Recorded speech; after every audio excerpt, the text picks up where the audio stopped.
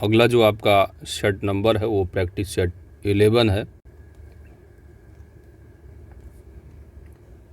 पहला प्रश्न है कि वर्ष 1975 ईस्वी में आपातकाल के समय भारत के राष्ट्रपति कौन थे? ऑप्शन यहाँ बी सही जवाब है फ़खरुद्दीन अली अहमद। फ़खरुद्दीन अली अहमद का जो कार्यकाल रहा वो 25 जून 1975 से 21 मार्च 1977 तक रहा है।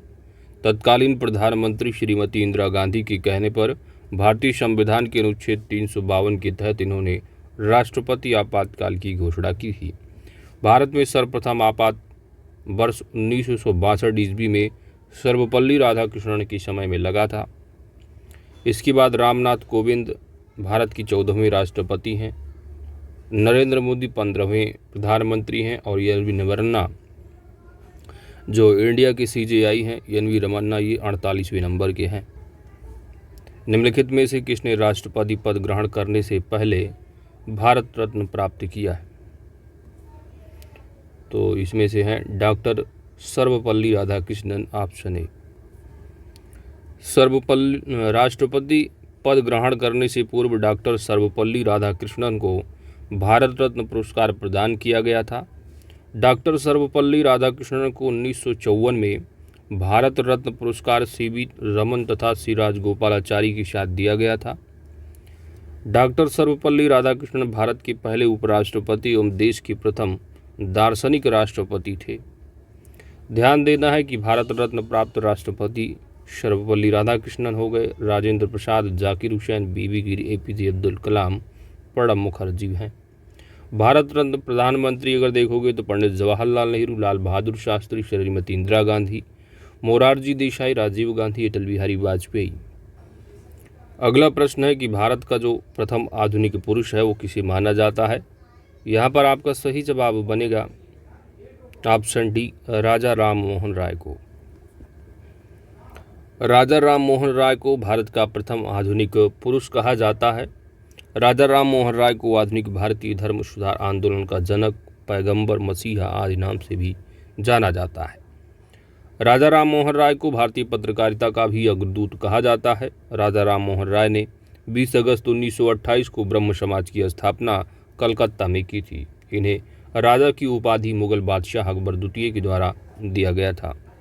नेक्स्ट है कि भारतीय राष्ट्रीय कांग्रेस द्वारा किस अधिवेशन में सर्वप्रथम स्वशासन या स्वराज की मांग को ब्रिटिश सरकार के सामने रखा गया था?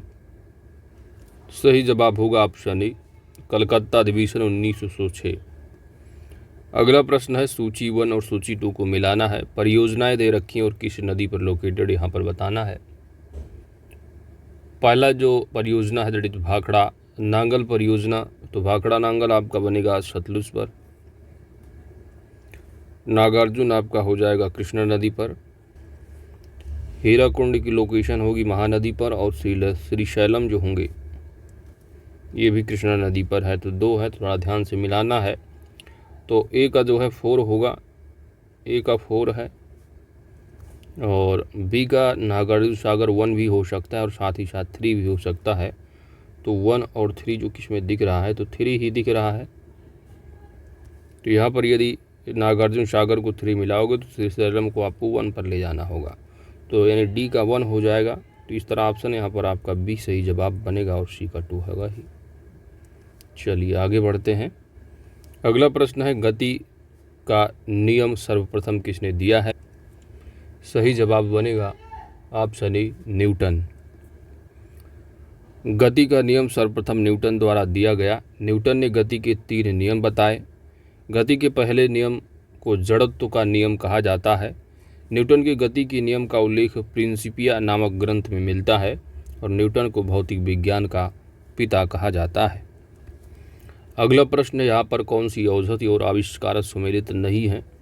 तो चेचक के टीके की खोज एडवर्ड फ्लेमिंग ने की, बिल्कुल सही है। पेनिसिलिन की जो है अलेक्जेंडर फ्लेमिंग, ये भी सही है। पोलियो का टीका जो है वो लुई पाश्चर बताया जा रहा है जो कि हिलेरी रहे हैं।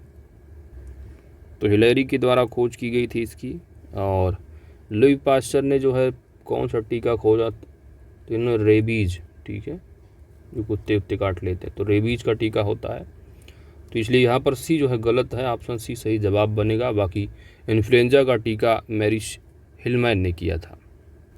अगला प्रश्न है आपका, एल सुब्रमण्यम कौन सा वाद्य यंत्र बजाते थे? यहाँ पर सही जवाब बनेगा आपका ऑप्शन सी, वायलिन वादक रहे हैं। अगला प्रश्न है कि national institute of agriculture marketing कहाँ पर स्थित है? इसका लोकेशन जयपुर राजस्थान में है और इसकी स्थापना 8 अगस्त 1989 को की गई थी। इस संस्थान की स्थापना 7वीं पंचवर्षीय योजना के दौरान की गई और यह संस्था भारत की 5वें प्रधानमंत्री चौधरी चरण सिंह को समर्पित है। इसका वर्तमान में पूरा नाम चौधरी चरण Singh national institute of agriculture marketing है। ध्यान रहे कि भारत का जो पहला खादी पेंट्स संयंत्र है वो जयपुर में स्थित ही है। अगला प्रश्न है कि राष्ट्रीय महिला आयोग की जो स्थापना है वो कब हुई थी? राष्ट्रीय महिला आयोग की जो स्थापना है यह जनवरी 1992, ऑप्शन ए सही जवाब होगा। राष्ट्रीय महिला आयोग की स्थापना 1992 में की गई थी। राष्ट्रीय महिला आयोग का जो मुख्यालय है वो नई दिल्ली में है। राष्ट्रीय महिला आयोग एक प्रकार का संवैधानिक एवं बहुसदस्यीय संस्था है। तो यहाँ पर जो सांविधिक यहाँ पढ़िए, ठीक है, सांविधिक पढ़िए, ठीक है, संवैधानिक जो लिखा है कानूनी पढ़िएगा, सांविधिक, ठीक है, संवैधानिक नहीं है कि इसका कोई आर्टिकल नहीं है, संविधान में मेंशन नहीं है, तो संवैधानिक बॉडी नहीं है। राष्ट्रीय महिला आयोग की प्रथम जो अध्यक्ष रहीं जयंती पटनायक थी और वर्तमान में राष्ट्रीय महिला आयोग की अध्यक्ष रेखा शर्मा है। अंतर्राष्ट्रीय महिला दिवस हर साल 8 मार्च को मनाया जाता है, जबकि राष्ट्रीय महिला दिवस 13 फरवरी को मनाया जाता है। निम्नलिखित में से कौन सा प्रदूषण संकेतक पौधा है? प्रदूषण संकेतक पौधा, यहाँ पर आपका सही जवाब बनेगा, प्रदूषण जो संकेतक पौधा होता है वो लाइकेन है, ऑप्शन सी सही जवाब बनेगा। वायु प्रदूषण का सबसे अच्छा जो सूचक है वो लाइकेन होता है।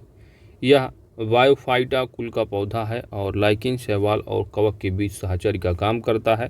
यह शैवालों से ऊर्जा लेता है और कवकों तक पहुंचाता है। अगला प्रश्न है, किसी कंप्यूटर की परमानेंट जो मेमोरी है वह क्या कहलाती है? तो रैंडम एक्सेस मेमोरी है या CD रोम है या रोम है या CPU है? तो इन्हीं दो में से बताइएगा, रैंडम एक्सेस और रोम से रीड ओनली मेमोरी। तो यहाँ पर आपका सही जवाब जो बनेगा ऑप्शन यहाँ पर सी सही जवाब होगा, रीड ओनली मेमोरी। कंप्यूटर की permanent memory read only memory कहलाती है और यह हार्डवेयर का वह भाग है जिसमें सूचनाएं अस्थायी रूप से संग्रहित इंटर की जाती हैं और रैम का जो पूरा नाम हो रैंडम एक्सेस मेमोरी है। CPU का पूरा नाम सेंट्रल प्रोसेसिंग यूनिट है और इसी कंप्यूटर का मस्तिष्क किसे CPU को कहा जाता है। अगला है, ALU का विस्तृत रूप क्या है, पूर्ण रूप क्या है? तो अरिथमेटिक लॉजिक यूनिट होगा, ऑप्शन यहाँ डी सही जवाब बन जाएगा। ALU का फुल फॉर्म है अरिथमेटिक लॉजिक यूनिट है, CPU का सेंट्रल प्रोसेसिंग यूनिट है, random access memory, read only memory, universal serial bus है, URL का है यूनिफॉर्म रिसोर्स लोकेटर है, HTTP का जो होगा हाइपर टेक्स्ट ट्रांसफर प्रोटोकॉल है, HTML का हाइपर टेक्स्ट मार्कअप लैंग्वेज होता है। अगला प्रश्न है, यहाँ पर नदियों के नाम दे रखे हैं, उनकी सहायक नदियाँ हैं। तो कृष्णा की यदि सहायक नदी देखोगी तो भीमा होगी, ब्रह्मपुत्र की सहायक नदी जो है वो तीस्ता है, गोदावरी की सहायक नदी इंद्रावती होगी और यमुना की सहायक नदी चंबल है। तो इस तरह यहाँ पर अब देखेंगे तो A का 4 है और B का 3 होगा, तो ऑप्शन यहाँ पर आपका पूरा B का भी सही जवाब बन जाएगा। अगला है आपका प्रश्न कि भारत की जनगणना 2011 के अनुसार पुरुष साक्षरता और महिला साक्षरता के मध्य जो अंतर है वह कितना प्रतिशत का अंतर है? यहाँ पर सही जवाब बनेगा आपका ऑप्शन ए 16.68% का। आगे बढ़ते हैं, यहाँ पर सूची दे रखी है, सूची 1 और सूची 2 को मिलान करना है। सर सैयद अहमद खां, तो सर सैयद अहमद खां कौन रहे हैं? तो ये मुस्लिम शिक्षा संबंधित हो जाएंगे। कर्नल सलीमान, तो ये विधवा पुनर्विवाह। ईश्वर चंद्र विद्यासागर, ईश्वर चंद्र विद्यासागर हो जाएंगे आपके विधवा पुनर्विवाह। इसके बाद कर्नल जो सुलेमान होंगे इनकी जो प्रथा रही ठगी प्रथा हो जाएगी, राजा रमोन सती प्रथा होगा ही। तो इस तरह यदि मिलाओगे तो सर सैयद अहमद खां का होगा मुस्लिम शिक्षा, यानी ए का 1 होगा, तो इन्हीं 2 में से होगा कोई, ए और सी में से। इसके बाद कर्नल सुलेमान हो जाएगा ए का 4, तो यानी पर ऑप्शन यहाँ पर आपका सी जो है वो बिल्कुल सही जवाब बन जाएगा, ऑप्शन सी। अगला प्रश्न है कि विश्व का सबसे बड़ा जो पठार है वह कौन सा है? विश्व का सबसे बड़ा पठार, और यहाँ पर आपका सही जवाब बनेगा पामीर का जो पठार है, ऑप्शन है। पामीर का पठार विश्व का सबसे बड़ा पठार है, इसे विश्व का छत भी कहा जाता है। इसकी ऊंचाई 5000 मीटर है। कोलोराडो एवं कोलंबिया का पठार यूएसए में स्थित है। अगला प्रश्न है आपका प्रश्न नंबर 18। इसरो अपने शुक्र मिशन को किस एजेंसी भागीदारी के साथ 2025 में लॉन्च करेगा? इसका नाम है the space centre for space studies, option यहाँ सी सही जवाब होगा, CNS। इसरो अपने शुक्र मिशन को फ्रांसीसी अंतरिक्ष एजेंसी की भागीदारी के साथ वर्ष 2025 में शुरू करने के लिए पूरी तरह तैयार है। इसरो के मानव अंतरिक्ष गगनयान परियोजना पर भी भारत और फ्रांस का एक साथ मिलकर काम कर रहे हैं। इसका लक्ष्य है वर्ष 2022 तक 3 भारतीयों को अंतरिक्ष में भेजना है। ध्यान देना है कि नासा की शुक्र ग्रह से संबंधित मिशन का नाम जो है वो है डेविंकी प्लस और वरितास है, ठीक है। शुक्र और ग्रह और मंडल का जो है सबसे गर्म ग्रह भी होता है शुक्र, तो शुक्र जो ग्रह है उस और मंडल का क्या है, सबसे गर्म ग्रह है। आगे बढ़ते हैं। अगला प्रश्न है कि इनमें से किसने अकबर की धार्मिक नीति की आलोचना की थी? वो था बदायूनी, ऑप्शन यहाँ सी सही जवाब होगा। समाजवादी अर्थव्यवस्था का जनक किसे कहा जाता है? समाजवादी, यहाँ पर सही जवाब बनेगा Karl Marx, option B. Bharat में अनवरत योजना कौन सी? अनवरत योजना किस वर्ष कार्यशील है? 78-79, ऑप्शन यहाँ बी सही जवाब है।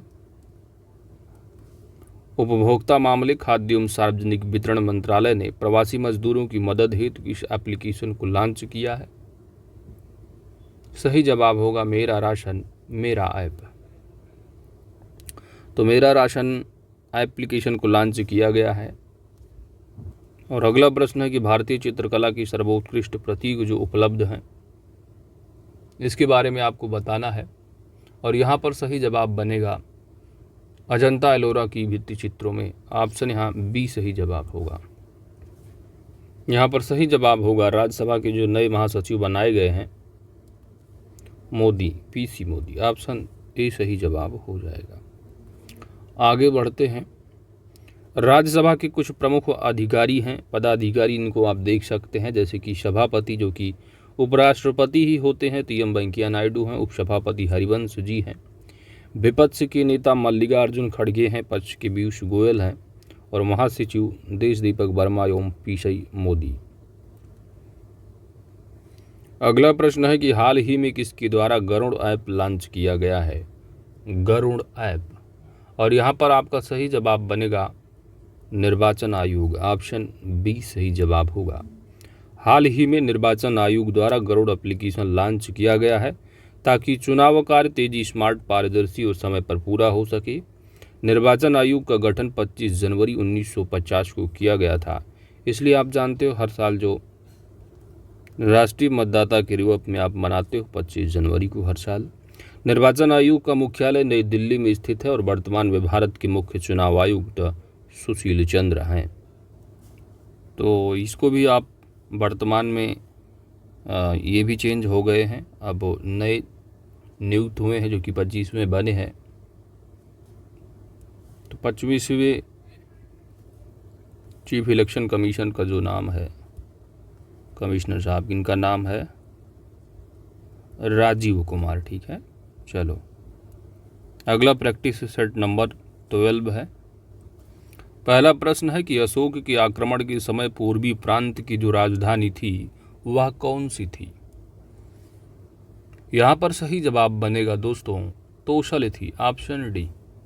अगला प्रश्न है कि हिमालय पर्वत श्रेणियां निम्नलिखित में से किस राज्य का हिस्सा नहीं है। ऑप्शन यहां पर आपका बी सही जवाब होगा, उत्तर प्रदेश। पुराणों का अध्ययन करने वाला पहला मुसलमान कौन था। सही जवाब बनेगा अल-बरूनी, ऑप्शन डी। नेक्स्ट है कि पोखरण नाभिकीय परीक्षण 1974 का आधिकारिक कोड क्या था। आधिकारिक कोड था स्माइलिंग बुद्धा, ऑप्शन ई सही जवाब है। इसकी डेट भी याद रखिएगा, 18 मई 1974 में दैट टाइम पीएम जो रही इंदिरा गांधी, और यह पहला परमाणु परीक्षण रहा है भारत के द्वारा। योजना आयोग द्वारा अब तक कितनी वार्षिक योजनाएं बनाई जा चुकी हैं। यहां पर सही जवाब बनेगा वार्षिक योजनाएं, वार्षिक, पंचवर्षीय योजनाएं वार्षिक। यहां पर सही जवाब होगा 3। कब कब, वही बीच वाली जो पंचवर्षीय योजनाओं के अंदर में रही, 1966, 67, 67, 68 और 68, 69 ईस्वी की अवधि को योजना अवकाश कहा गया है। अगला प्रश्न है आपका, हड़प्पा पुरास्थल लोथल की खोज किसने की थी। लोथल, यहां पर आपका सही जवाब बनेगा लोथल, जो कि आपका भोगवा नदी पर पड़ता है, जो कि पत्तन नगर भी है आपका प्राचीन इतिहास में। तो यहाँ पर आपको बताना है, अच्छा खोज किसने की थी। The correct answer is S R. Rao, option C. Gudi Parva किस राज्य में मनाया जाता है। गुड़ी पर्व किस राज्य में मनाया जाता है, तो यह महाराष्ट्र का है, ऑप्शन बी सही जवाब है। बढ़ते हैं आगे। नील नदी निम्नलिखित में से किस झील से निकलती है। ऑप्शन बी ताना झील से। भूकंप को रिकॉर्ड करने के लिए निम्नलिखित में से किस उपकरण का इस्तेमाल किया जाता है। यहाँ पर सही जवाब बनेगा, इसको कहा जाता है सिस्मोग्राफ, ऑप्शन ए सही जवाब हो जाएगा। भूकंप को रिकॉर्ड करने के लिए सिस्मोग्राफ का उपयोग किया जाता है, जबकि भूकंप की तीव्रता के लिए रिएक्टर स्केल पर मापा जाता है और भूकंप के अध्ययन को सिस्मोलॉजी कहा जाता है। राजगीर जो है यह किस राज्य में लोकेटेड होगा। राजगीर, यहाँ पर आपका सही जवाब बनेगा राजगीर जो स्थित है यह बिहार राज्य में, ऑप्शन बी। भारत में सबसे पहला जैवमंडलीय आरक्षित क्षेत्र कहाँ स्थापित हुआ है। सही जवाब बनेगा ऑप्शन डी नीलगिरी। बढ़ते हैं आगे और अगला प्रश्न है कि शाहनामा का लेखक कौन था। तो शाहनामा का जो लेखक रहा है वह था फिरदौसी। भारत के किस राज्य का सबसे लंबा समुद्री किनारा है। सही जवाब बनेगा ऑप्शन डी गुजरात। अंतर्राष्ट्रीय परमाणु ऊर्जा एजेंसी का मुख्यालय कहाँ पर स्थित है। सही जवाब बनेगा वियना ऑस्ट्रिया में, ऑप्शन यहाँ सी सही जवाब है। लार निम्नलिखित में से किसके पाचन में सहयोग करती है। लार, ऑप्शन ई सही जवाब है स्टार्च। अगला प्रश्न है, सूची दे रखी है, सूची 2 को मिलान करना है और यहाँ पे संविधान कुछ आर्टिकल दे रखे हैं, उनके प्रावधान जो है किसमें बताए गए हैं आपको बताना है। जैसे कि संविधान संशोधन का आर्टिकल कौन सा होगा, तो 368 हो जाएगा। फाइनेंस कमीशन का देखोगे तो यह वित्त आयोग का 280 होगा। वैसे यदि आप एलिमिनेट करना चाहो तो ए से ही एलिमिनेट हो जा रहा आपका ऑप्शन बी, ए का 4 एक में ही है। इस तरह आपका यहाँ पर कंप्लीट हो जाएगा। बाकी वित्तीय आपात के लिए 360 होगा और अखिल भारतीय सेवाओं के लिए 312 होगा। तो बी का 3 हो गया और सी का 1 और डी का 2, ऑप्शन बी। कोरोना वायरस से निपटने के लिए किस केंद्र शासित प्रदेश या राज्य सरकार ने 5T प्लान बनाया है। यहाँ पर सही जवाब बनेगा ऑप्शन ए नई दिल्ली। बढ़ते हैं अगले प्रश्न की ओर। अगला प्रश्न है कि हाल ही में किस भारत ने जो है किस देश के साथ मिलकर चतुर्भुज आर्थिक मंच शुरू करने का फैसला किया है? तो चतुर्भुज आर्थिक जो मंच शुरू करने का फैसला किया है, इंपॉर्टेंट फैक्ट है, तो इजराइल है, संयुक्त राज्य अमेरिका है और संयुक्त अरब अमीरात है, और अपना भारत हो जाएगा तो चतुर्भुज हो जाएगा। अगला प्रश्न है कि भारत सरकार का जो प्रथम विधि अधिकारी वह कौन होता है? तो महान्यायवादी, जो कि आर्टिकल 76 के तहत पढ़ते हो। अगला प्रश्न है आपका, निम्नलिखित में से किसने 1946 के कैबिनेट मिशन का नेतृत्व किया था?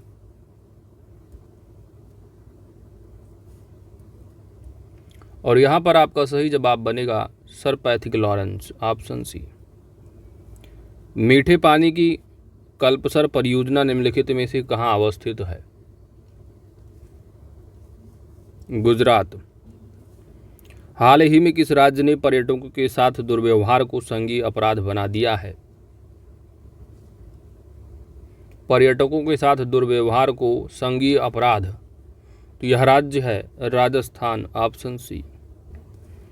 अगला प्रश्न है, डोल ड्रम दबाव क्षेत्र निम्नलिखित में से किन दो अक्षांशों के मध्य स्थित है?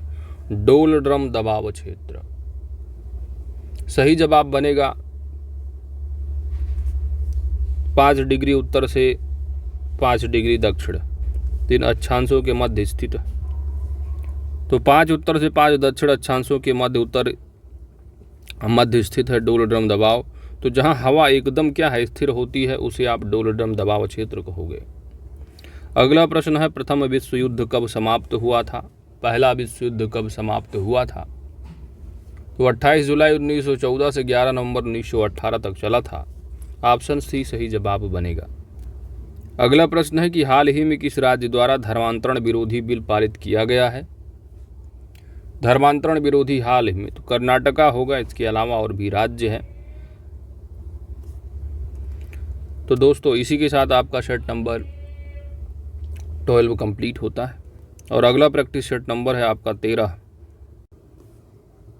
पहला प्रश्न है कि भविष्य की धातु किसे कहा जाता है? सही जवाब बनेगा ऑप्शन सी टाइटेनियम। अगला प्रश्न है कि समाचार पत्रों में वर्णित गोल्डन राइस क्या है? तो गोल्डन राइस एक आनुवांशिक परिवर्धित चावल है, ऑप्शन बी। नेक्स्ट है कि वर्तमान में रिजर्व बैंक द्वारा नोट निर्गमन का जो अधिकार है वह किसे है? तो नोट निर्गमन का जो आधार है, इसका जो प्रणाली है वह होगा न्यूनतम कोष आरक्षित प्रणाली, ऑप्शन ए सही जवाब बन जाएगा। अगला प्रश्न है कि केंद्रीय एजी मार्ग प्रयोगशाला कहाँ पर स्थित है? यहाँ पर आपका सही जवाब बनेगा, तो केंद्रीय मार्ग जो प्रयोगशाला होगा वह नागपुर, ऑप्शन यहाँ सी सही जवाब बन जाएगी। इसके बाद नई दिल्ली में क्या है? तो भारतीय कृषि सांख्यिकी अनुसंधान स्थित है, सब्जी वाराणसी है, बागवानी जो है ये बंगलुरु है, जबकि केंद्रीय सेंट्रल, तो केंद्रीय मार्ग जो है नागपुर है। अगला प्रश्न है आपका, राष्ट्रीय आय की जो गणना है वो की जाती है किस विधि के द्वारा? राष्ट्रीय आय की गणना उत्पादन विधि, व्यय विधि, आय विधि सभी के द्वारा, ऑप्शन डी सही जवाब बन जाएगा। भूमध्य सागर का प्रवेश द्वार जो कहा जाता है वह किसे कहा जाता है? यहाँ पर सही जवाब बनेगा ऑप्शन बी जिब्राल्टर जल संधि को। अगला प्रश्न है कि जनगणना 2011 के अनुसार भारत में ग्रामीण लिंगानुपात कितना है? सही जवाब होगा 949, ऑप्शन सी।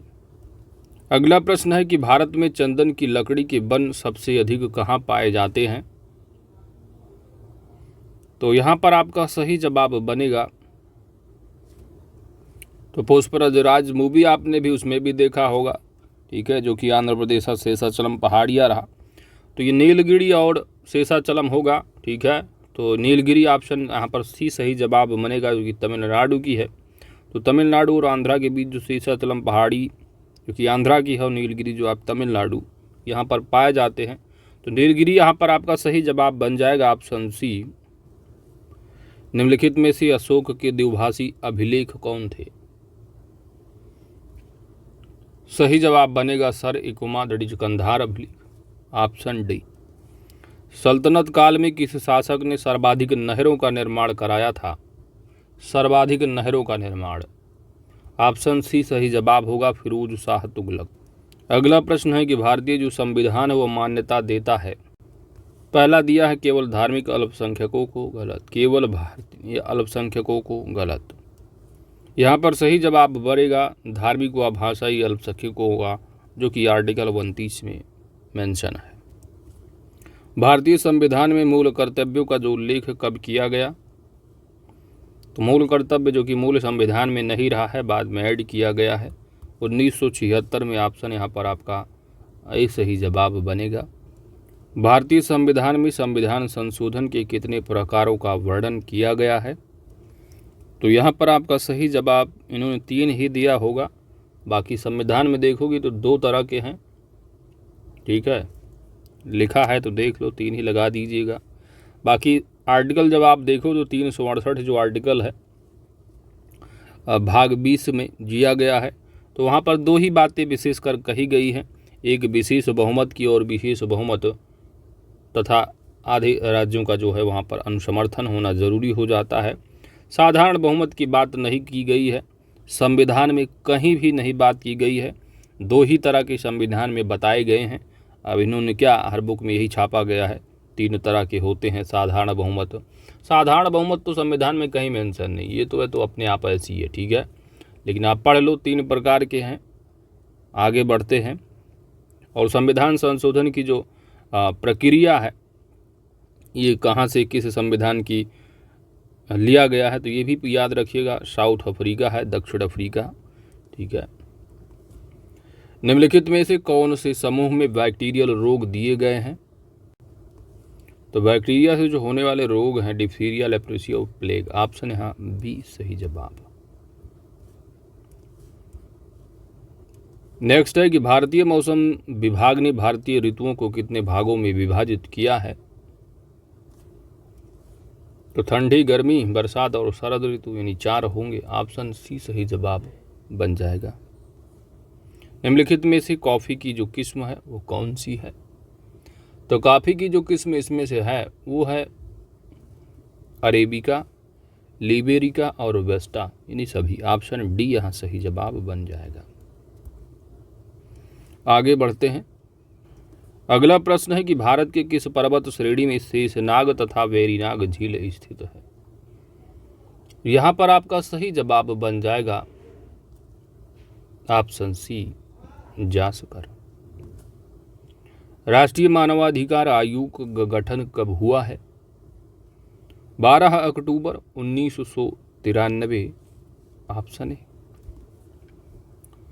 असुमेलित युग्म को आपको छांटना है। जीएसटी कब लागू हुआ है? तो 1 जुलाई 2017 से, बिल्कुल सही है।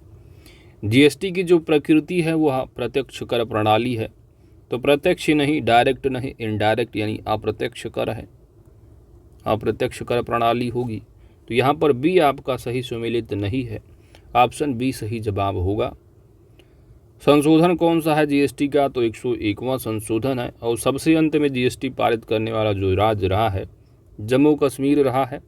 बाकी सभी बातें सही हैं, ऑप्शन यहाँ बी सही जवाब है, क्योंकि इनडायरेक्ट टैक्स होता है जीएसटी, क्योंकि जीएसटी डायरेक्ट पेमेंट नहीं किया जाता है।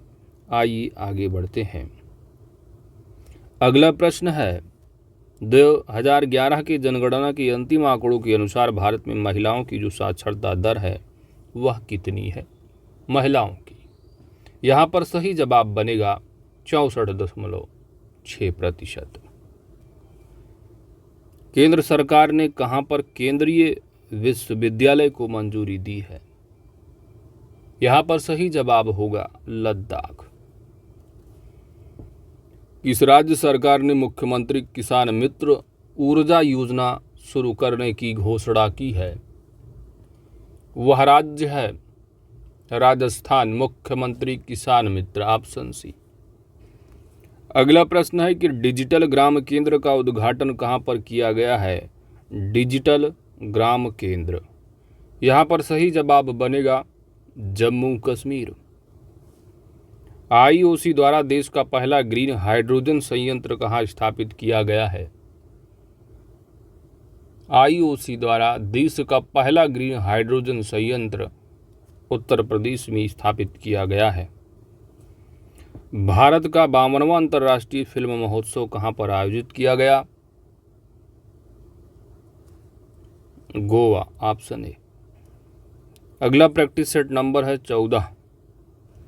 पहला प्रश्न है कि प्रस्तावना में स्वतंत्रता, समानता तथा बंधुत्व के उद्देश्यों को जोड़ने की जो प्रेरणा है, प्रस्तावना जो प्रियम्बल्स है आपका संविधान का, इसमें जो शब्द दिए हैं स्वतंत्रता, समानता और बंधुत्व, ये कहाँ से लिए गए हैं, सोर्स कौन सा है, किस देश की संविधान से। और यहाँ पर आपका सही जवाब बन जाएगा ऑप्शन ए, फ्रांस की क्रांति से। नेक्स्ट है कि 16 महाजनपदों में मथुरा इनमें से किसकी राजधानी थी। मथुरा, यहाँ पर आपका सही जवाब बन जाएगा सूरसेन, ऑप्शन सी। 16 महाजनपदों का सबसे पहले जो उपदेश है बौद्ध धर्म की पुस्तक अंगुत्तर निकाय एवं जैन धर्म की पुस्तक भगवती सूत्र में मिलता है। तो काशी महाजनपद की राजधानी है वाराणसी, कौशल की श्रावस्ती, यंग की चंपा, चेद की सुक्तिमती, वत्स की कौशाम्बी। कुरु की इंद्रप्रस्थ है, पांचाल की यही छत्र काम्पिल्य होगी, और मत्स्य की विराट है, सूरसेन की मथुरा है, इश्मक की पैठान प्रतिष्ठान पोतन या पोटिल, अवंती की उज्जैन होगी, तो उत्तरी अवंती है और दक्षिणी महेशमती होगा। गांधार की तक्षशिला है, कंबोज का हाटक या राजपुर होगा, जबकि वज्र की वैशाली, मल्ल की कुशीनगर पावा और मगध की राजधानी गिरवज या राजगृह होगी। तो इन 16 महाजनपदों में जो 8 महाजनपद हैं वह यूपी में है, याद रखिएगा। अगला प्रश्न है कि कश्मीर का शासक जो कश्मीर का अकबर के नाम से जाना जाता है वह है कौन। यहाँ पर सही जवाब बनेगा जैनुल अबादीन, ऑप्शन सी। अगला प्रश्न है कि निम्नलिखित में से किस शासक ने सर्वप्रथम जजिया कर को समाप्त किया था। जजिया कर को समाप्त करने वाला पहला जो शासक रहा है, यहाँ पर सही जवाब बनेगा ऑप्शन डी, अकबर। अगला प्रश्न है कि अनुच्छेद 79 के अनुसार संसद का जो अभिन्न अंग होता है वह कौन होता है। तो संसद के 3 अंग राष्ट्रपति, लोकसभा और राज्यसभा, यहाँ पर डी ऑप्शन आपका सही होगा, उपरोक्त सभी। अगला प्रश्न है कि भारत में लवणीय मृदा का जो सर्वाधिक क्षेत्रफल है वो कहाँ है। तो लवणीय जो क्षेत्रफल होगा वह गुजरात, ऑप्शन यहाँ सी सही जवाब बन जाएगा। अगला प्रश्न संख्या नंबर है आपका 7 और यहाँ पर पूछा जा रहा है कि जो बैलाडिला खान है किस खनिज से संबंधित है। तो बैलाडिला जो खान है यह एक लौह अयस्क खान होगी, ऑप्शन ए सही जवाब बनेगा। अगला प्रश्न है कि मुद्रा स्वयं मुद्रा का निर्माण करती है, यह परिभाषा किसने प्रस्तुत की है। तो मुद्रा स्वयं मुद्रा का निर्माण करती यह परिभाषा क्रोउमर ने प्रस्तुत किया है, ऑप्शन सी। भारतीय सर्वेक्षण विभाग का जो मुख्यालय है वो कहाँ स्थित है। तो भारतीय सर्वेक्षण विभाग का जो हेडक्वार्टर हुआ देहरादून, ऑप्शन सी। स्वामी नारायण मंदिर अक्षरधाम कहाँ स्थित है। इसका जो लोकेशन है गांधीनगर, गुजरात होगा, ऑप्शन डी। अगला प्रश्न है कि निम्नलिखित में से कौन एक व्यस्ततम सामुद्रिक व्यापारिक मार्ग है। तो यह होगा इसमें से उत्तरी अटलांटिक, ऑप्शन डी। ग्वादरपत्तन किस देश में स्थित है। ग्वादरपत्तन, ऑप्शन बी, पाकिस्तान। लसिका ग्रंथि किसे नष्ट करने में सहायक होती है। लसिका ग्रंथि, सही जवाब बनेगा संक्रमण जीवाणुओं को, ऑप्शन ए। भारत में प्रभावित साक्षरता दर की जो गणना है वो की जाती है। तो प्रभावित जो साक्षरता दर की गणना है वो 7 वर्ष की उम्र से जो है ऊपर की जनसंख्या वालों का, ऑप्शन यहाँ डी सही जवाब होगा। निम्नलिखित में से कौन प्रारूप समिति की सदस्य थे? प्रारूप समिति के, तो प्रारूप समिति की अध्यक्ष आप जानते हो डॉक्टर भीमराव अंबेडकर हो गए। इसके अलावा 6 और सदस्य रहे हैं। तो यहाँ पर आपका सही जवाब बनेगा, इसमें जो शामिल होने वाले सदस्य होंगे, एक तो हो जाएंगे आपके एन गोपाल स्वामी, जवाहरलाल नेहरू थे नहीं, दूसरे इसमें अल्लादी कृष्ण स्वामी अय्यर रहे हैं, और सरदार पटेल इसमें आपके नहीं होंगे। तो एक और यहाँ पर 3 सही जवाब बनेगा ऑप्शन सी। आइए देख लेते हैं कौन कौन सदस्य रहा है। तो प्रारूप समिति के जो अध्यक्ष रहे हैं ये हो जाएंगे आपके डॉक्टर BR अम्बेडकर, फिर Gopal Swami Ayyar, Alladi Krishna Ayyar, doctor MK Munshi, Syed Mohammad Rasadulla, N Madhava और टी कृष्णा रामचारी। ठीक है, ये रहे हैं। इनमें से 2 और याद रखना होता है, जिसके कि बाद में जो है BL मित्र जो है जगह ली थी एन माधवराव की, और DP खेतान की मृत्यु के बाद जो है वो TT कृष्णाचारी आए थे। तो TT कृष्णाचारी किसका स्थान लिए थे? DP खेतान का, और BL मित्र की जगह लेने वाले एन माधवराव थे। और ऑप्शन में BL Mitra, N Madhavrao, TT Krishnachari, DP Khaitan, कोई भी इनमें से दिखेगा तो समझ लीजिए थे ही। प्रश्न नंबर 16 है, विश्व पोलियो दिवस कब मनाया जाता है? विश्व पोलियो दिवस तो हर साल 24 अक्टूबर को। ऑप्शन बी सही जवाब होगा। पोलियो टीका खोज करने वालों को याद रखिएगा जोनास साल कर रहे हैं। अगला प्रश्न है, आपको सूची 1 और 2 को मिलान करना है। पहला दिया हुआ है जोनाथन डक्कन, ये बनारस का स्थायी बंदोबस्त से संबंधित हो जाएंगे। टॉमस मुनरो, तो टॉमस मुनरो जो रहे हैं रैयतवाड़ी बंदोबस्त हो जाएगा। कार्नवालिस, तो कार्नवालिस का बंगाल का स्थायी बंदोबस्त होगा। और हाल्ट मैकेजी महालवाड़ी। तो इस तरह आप मिलाएंगे तो यहाँ पर आपका सही जवाब बनेगा ऑप्शन ए। बढ़ते हैं अगले प्रश्न की ओर। पहली किसान रेल किन राज्यों के मध्य चलाई गई? पहली किसान रेल किन राज्यों के मध्य चलाई गई थी? यहाँ पर आपका सही जवाब बनेगा महाराष्ट्र टू बिहार। एक विलेन लाल लिटमस को नीला कर देता है, तो विलेन का जो pH मान होगा वह कितना है? यहाँ पर सही जवाब बनेगा उपयुक्त में से कोई नहीं। अगला प्रश्न नंबर 20 है कि एनीमिया मुक्त भारत सूचकांक में पहले स्थान पर कौन सा राज्य है? यहाँ पर आपका सही जवाब बन जाएगा एनीमिया मुक्त मध्य प्रदेश। ऑप्शन सी सही जवाब होगा। अगला प्रश्न है कि टोक्यो ओलंपिक में सबसे कम उम्र की स्वर्ण पदक विजेता कौन बनी है? सबसे कम उम्र की, यहाँ पर सही जवाब होगा मोमोजी निशिया। ऑप्शन यहाँ ए सही जवाब होगा। 13 वर्षीय जापानी जो है ये रही है।